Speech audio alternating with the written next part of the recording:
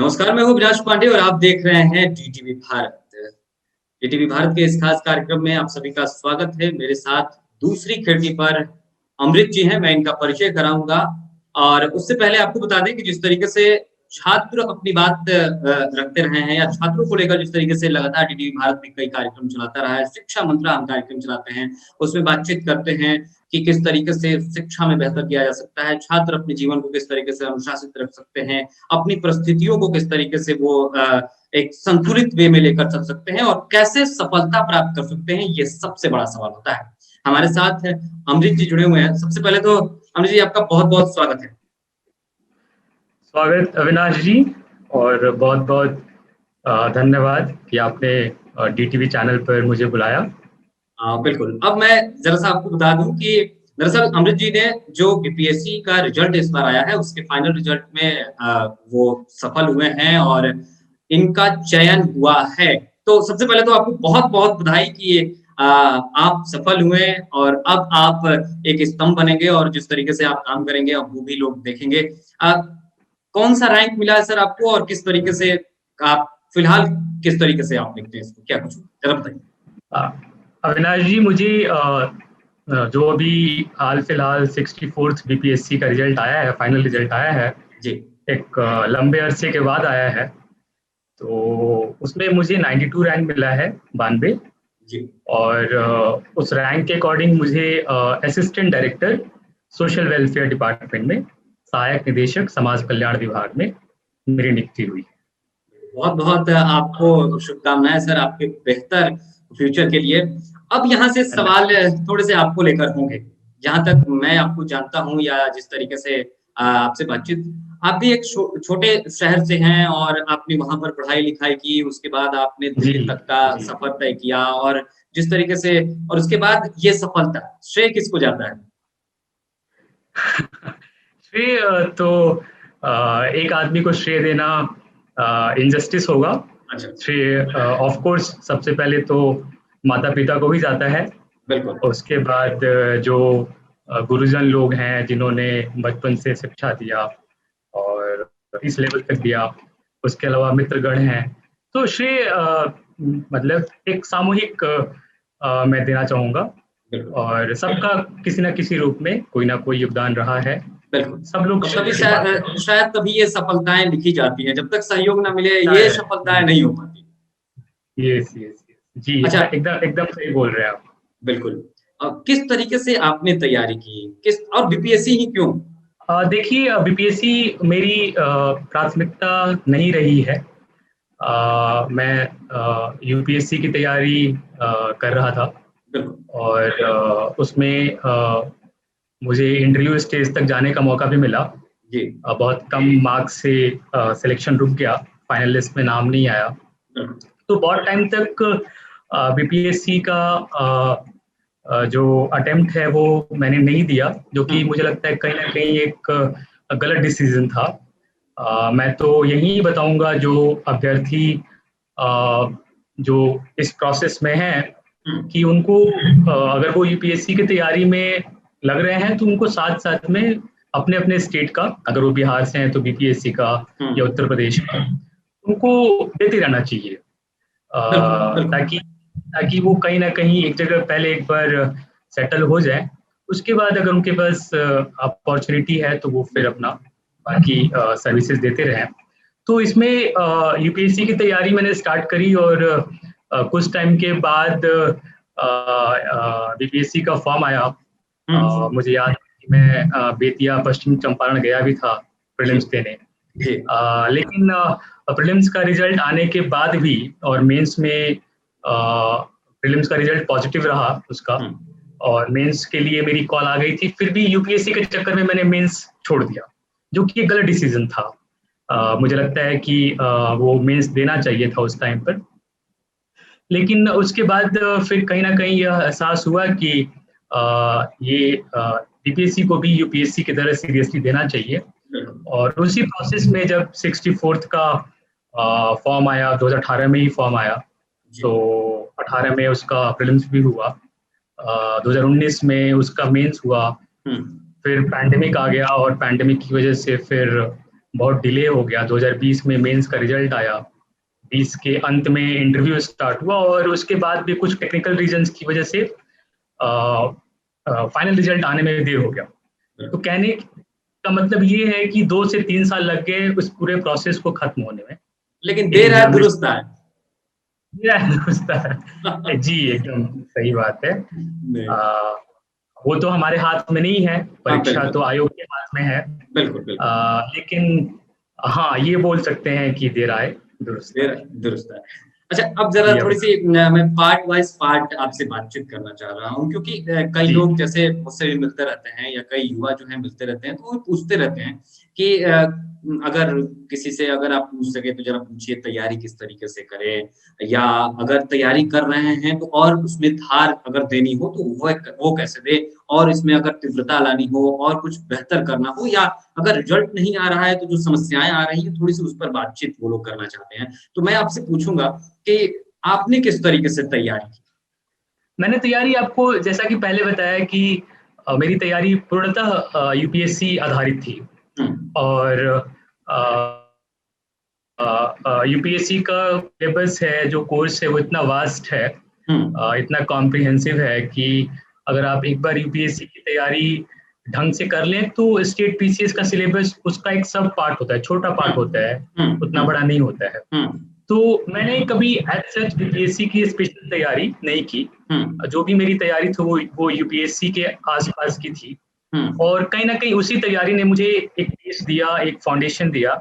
और बीपीएससी में थोड़ा सा स्टेट स्पेसिफिक तैयार करना पड़ता है, चाहे वो प्रीलिम्स हो या मेंस हो या इंटरव्यू हो। जैसा कि आपको पता है इसमें 3 स्टेज होते हैं। जी जी। तो वो स्टेट स्पेसिफिक तैयार करना कोई बहुत बड़ा इशू नहीं है, वो आप लास्ट मोमेंट में भी तैयार कर सकते हैं। तो जैसे प्रीलिम्स में कुछ क्वेश्चन स्टेट स्पेसिफिक आते हैं बिहार को लेकर, तो आप 15-20 दिन पहले, 1 महीना पहले भी तैयार कर सकते हैं। वैसे ही मेंस में भी है कि कुछ क्वेश्चन आपको हो सकता है कि बिहार स्पेसिफिक आए, वो भी आप लास्ट मोमेंट में तैयार कर सकते हैं। और इंटरव्यू में भी कुछ क्वेश्चन आपको बिहार स्पेसिफिक पूछा जाता है। लेकिन मेरा यह मानना है कि इसका मतलब यह नहीं है कि आपको पूरी तरह से बीपीएससी ओरिएंटेड होकर रहना है।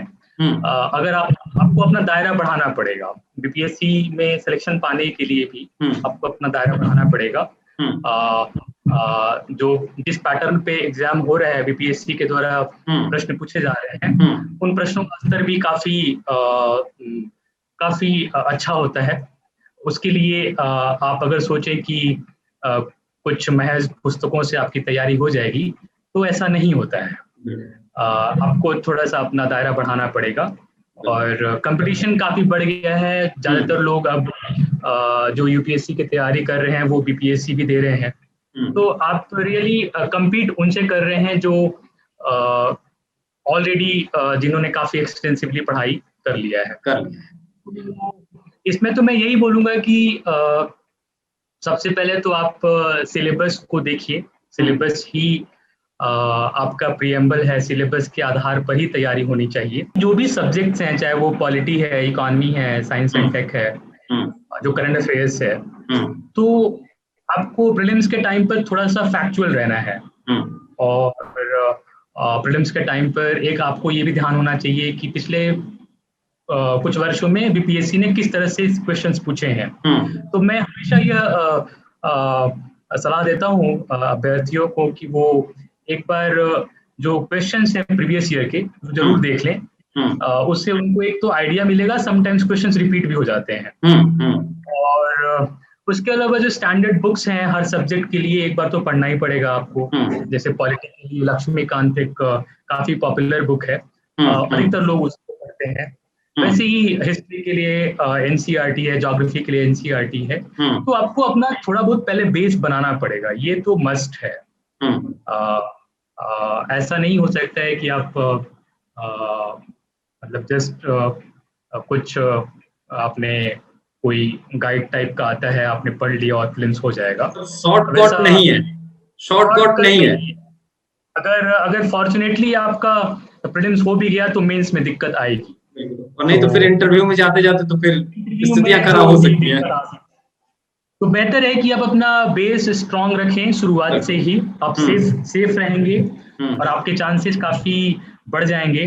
तो बेस बनाने का मतलब यही है कि आप जो भी सब्जेक्ट्स पूछे जाते हैं, चाहे वो प्रीलिम्स हो या मेंस हो, उसका जो भी स्टैंडर्ड बुक है एक बार उसको कवर कर लें। स्टैंडर्ड बुक की लिस्ट आजकल तो गूगल, यूट्यूब पर इजीली अवेलेबल है, लोग देख सकते हैं। एक बार उसको करके और उसके बाद फिर आप जो क्वेश्चंस आए हैं प्रीवियस ईयर में एक बार उनको भी देख लें। टेस्ट सीरीज चलता है बहुत सारे कोचिंग संस्थानों का, आप वो भी लगा सकते हैं। जरूरी नहीं कि आप ज्वाइन ही करें, मार्केट में भी मिलता है, आप वो डायरेक्टली खरीद के लगा सकते हैं, उससे थोड़ा सा दायरा और बढ़ जाता है। और करंट अफेयर्स के लिए भी मैं यही बोलूंगा कि इसमें ज्यादातर करंट अफेयर्स वन लाइनर आता है, मतलब एकदम फैक्चुअल, तो उसके लिए भी बहुत डीप में जाने की जरूरत नहीं है। आप मार्केट में जो भी वन लाइनर करंट अफेयर्स की बुक्स आ रही हैं, आप एक बार उसको देख सकते हैं, लेकिन वो मस्ट है, वो उससे क्वेश्चंस आते हैं। और प्रीलिम्स के बाद अगर मेंस की बात करें तो मेंस का सिलेबस बहुत लिमिटेड है, एक सेट पैटर्न है, उसी पैटर्न पे जनरली बीपीएससी सवाल पूछता रहा है। हालांकि पिछले कुछ वर्षों में बीपीएससी ने इनोवेशन करने की कोशिश की है, थोड़ा सा क्वेश्चन का स्तर भी अब पहले से बढ़ने लगा है। तो उसमें तो मेरा यही मानना है कि आंसर राइटिंग का एक बहुत बड़ा रोल है, आपको आंसर राइटिंग प्रैक्टिस करनी चाहिए। लेकिन आंसर राइटिंग प्रैक्टिस करने का फायदा तभी है जब आपके पास कंटेंट है। तो आप कंटेंट पहले बनाइए, कंटेंट बनाइए, पढ़ के बनाइए, एक बार सिलेबस देख लीजिए, पिछले कुछ वर्षों के क्वेश्चन देख लीजिए कि बीपीएससी कहाँ से पूछ रही है, और उसके बाद फिर आप उसके अनुसार अपना कंटेंट तैयार कीजिए। मार्केट में बहुत बहुत मटेरियल अवेलेबल है, आजकल तो इतना अवेलेबल है कि वो आपको चूज करना पड़ेगा कि मुझे क्या नहीं पढ़ना है। ये है। पहले जैसे हालात नहीं है, पहले बहुत लिमिटेड होता था। और कोचिंग संस्थानें भी इतनी ज्यादा हो गई हैं कि सबके मटेरियल्स वगैरह हैं। तो ये भी ध्यान रखना है कि आपको बहुत ज्यादा नहीं पढ़ना है, बहुत ज्यादा पढ़ने से हो सकता है कि आप मास्टर्स कर लेंगे लेकिन हो सकता है सिलेक्शन ना हो, ये भी संभावना है। बिल्कुल। अच्छा, एक बड़ा इम्पोर्टेंट सवाल ये उठता है कि लोग इंटरव्यू से बहुत घबराते हैं कि जाना है तो कैसे जाएंगे, क्या पहनेंगे, वहां किस तरीके से बिहेव करना है, बैठना कैसे है, यहाँ तक इस पर भी मतलब जो अभ्यर्थी रहते हैं उनमें एक डर का माहौल देखने को मिला है, या कई लोग घबराते हैं इस चीज को लेकर कि जाएंगे तो कैसे क्या करेंगे, बोलना है तो किस टोन में बोलना है, इंग्लिश बोलना है, हिंदी बोलना है। आपके साथ ऐसा कुछ रहा क्या? इंटरव्यू में घबराना बहुत स्वाभाविक है, बहुत नेचुरल है, इसमें कुछ भी गलत है नहीं जो मुझे लगता है। बिल्कुल। इसकी वजह यही है कि इसके पहले जो 2 स्टेज थे, चाहे वो प्रीलिम्स हो या मेंस हो, उसमें आपका आयोग से डायरेक्ट इंटरेक्शन नहीं होता है। बिल्कुल, आप इनविजिबल थे, आप किसी सेंटर पे जाके एग्जाम दे रहे थे, कोई आपको देख नहीं रहा था। बिल्कुल। यहाँ पर अब पहली बार आपका चेहरा आता है, आप आयोग के सामने प्रेजेंट होते हैं, तो घबराना बहुत लाजिमी है। और उसके अतिरिक्त ये भी बात है कि आपकी जिंदगी का एक बहुत महत्वपूर्ण पल होता है, क्षण होता है, तो वो मेक और ब्रेक टाइप का होता है, या तो अच्छा हो जाएगा या बुरा हो जाएगा। तो घबराना स्वाभाविक है। मैं तो जो एस्पिरेंट्स हैं उनको यही सलाह दूंगा कि अगर आपको घबराहट हो रही है, अगर आप उस स्टेज तक पहुंच रहे हैं फ्यूचर में, तो इसमें कुछ भी एबनॉर्मल नहीं है, ये बहुत नॉर्मल है, बहुत नेचुरल है, सबके साथ होता है, सबके साथ होता है। आपके साथ भी हुआ था, मैं ये जानना चाह रहा था। मैंने तो यूपीएससी का भी इंटरव्यू दिया हुआ है, तो थोड़ा सा तो मुझे थोड़ा प्रैक्टिस पहले से हो गया था। तो ये था कि जब मैंने पहली बार इंटरव्यू दिया था तो तब घबराहट बहुत थी, बहुत ज्यादा थी, लेकिन बीपीएससी में घबराहट थी, इतनी ज्यादा नहीं थी, क्योंकि पहले से अनुभव हो गया था। अच्छा, एक खट्टा मीठा सवाल ये उठता है कि कोई ऐसा टफ सवाल जो आपको लगा हो कि मुझसे पूछ लिया गया हो इंटरव्यू की, अगर बात करें बीपीएससी के, कुछ ऐसा अनुभव, कुछ ऐसी यादें अगर रही? हाँ, अनुभव तो है, और खट्टा मीठा दोनों ही है। मीठा इसलिए है क्योंकि लार्जली ऑलमोस्ट 90% इंटरव्यू बहुत कॉर्डियल था और जो प्रश्न पूछे गए फॉर्चुनेटली मुझे पता था, तो तैयार करके गया था, तो उसको बताने में कोई समस्या हुई नहीं। लेकिन एक मेंबर थे, मुझे आपको पता है 4 मेंबर या 4 मेंबर का बोर्ड होता है यूपीएससी। तो जो मेरा शुभेंद्र चौधरी सर के बोर्ड में था, जो लास्ट ईयर ही 2020 में आई थिंक बीपीएससी के मेंबर बने थे, तो उनके बोर्ड में एक सर थे, थोड़े एजेड थे सर, तो उन्होंने एक सवाल पूछा कॉलेजियम सिस्टम को लेकर। उनका ये आपको पता होगा कि जुडिशरी में जो अपॉइंटमेंट होता है हायर जुडिशरी में, वो कॉलेजियम के माध्यम से होता है। तो उन्होंने मेरे से इतना ही पूछा कि अगर आपको जुडिशरी में कुछ रिफॉर्म लाना होगा, अगर आपके पास ये पावर है, आप मान लीजिए राष्ट्रपति ही हैं, और तो आप कौन सा ऐसा एरिया है, क्षेत्र है जहां पर आप वो सुधार लाना चाहेंगे? तो मैंने कहा कि सर कॉलेजियम सिस्टम में मुझे लगता है कि सुधार की आवश्यकता है, स्कोप है।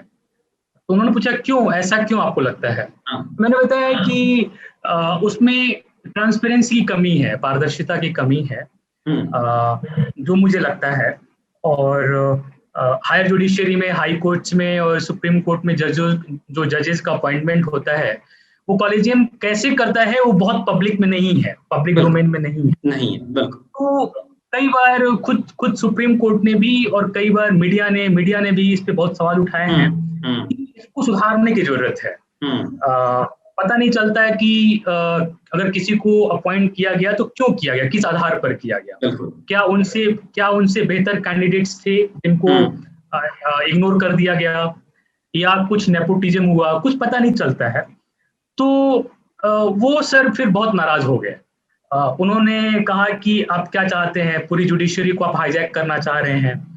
तो मैं कुछ भी बोलना चाह रहा था, सर बीच में काट दे रहे थे, तो मैं अपनी बात बोल नहीं पा रहा था। मैं जब भी कुछ बोलना चाह रहा था तो सर बीच में ही टोक दे रहे थे, वो इंटरप्ट कर रहे थे। तो मे बी वो इंटरव्यू का एक टेक्निक है, मुझे नहीं पता, हो सकता है समवेयर वो मेरा कॉन्फिडेंस चेक करना चाह रहे हूँ, या फिर उन्हें मेरा जवाब सही नहीं लगा, तो ये तो उन्हें ही पता है, मुझे नहीं पता। बिल्कुल लेकिन ये खट्टी-मीठी यादें, ये जीवन की खट्टा-मीठा एक्सपीरियंस था। खट्टा भी था, मीठा भी था। मैं थोड़ा डर गया था कि शायद सर को मेरी बात अच्छी नहीं लगी, तो शायद वो इंटरव्यू में अच्छे मार्क्स नहीं दें, मुझे ऐसा लगने लगा था। तो लेकिन ऐसा हुआ नहीं, इंटरव्यू में 75 मार्क्स मिले, जो कि अबव एवरेज था। तो मतलब जो मेरा एप्रीहेंशन था वो कहीं ना कहीं अनफाउंडेड, सब कुछ सही रहा। अच्छा, एक ये सवाल मैं आपसे ये करूंगा आपको लेकर कि अगर अमृत कुमार जी को समझना हो तो लोग क्या समझे? नहीं, मुझे समझने की जरूरत है नहीं, क्योंकि मैं तो इतना बड़ा व्यक्तित्व तो नहीं कि मुझे समझने की जरूरत है। नहीं, अब आप हो गए हैं, और क्योंकि मैं जहां तक समझता हूँ, हाँ, ये तो सिलसिला है, आगे निरंतर चलता रहता है। एक व्यक्तित्व या फिर इस तरीके से बनना बहुत आसान नहीं होता है, लेकिन ये सफर जो आपने तय किया है ये भी बहुत आसान नहीं है। यहाँ तक भी पहुंचते पहुंचते कई लोग रास्ते में रह जाते हैं, कई लोग रास्ता ही नहीं अपनाते हैं, और कई लोग रास्ता अपनाकर छोड़ देते हैं। लेकिन आपने इस रास्ते को पकड़ा और इसको पकड़ते पकड़ते आप मंजिल तक आए। हालांकि ये मंजिल और आगे भी बढ़ सकती है। हमारी आपके लिए बहुत शुभकामनाएं रहेंगी कि आप इससे भी कुछ और बेहतर करें। लेकिन ये भी सफलता कम नहीं है, समाज के लिए ये भी सफलता बहुत अव्वल दर्जे की होती है, और आपने ये प्राप्त किया है, इसके लिए आपका बहुत बहुत धन्यवाद। इसीलिए हमने पूछा कि अमृत कुमार को क्या समझा।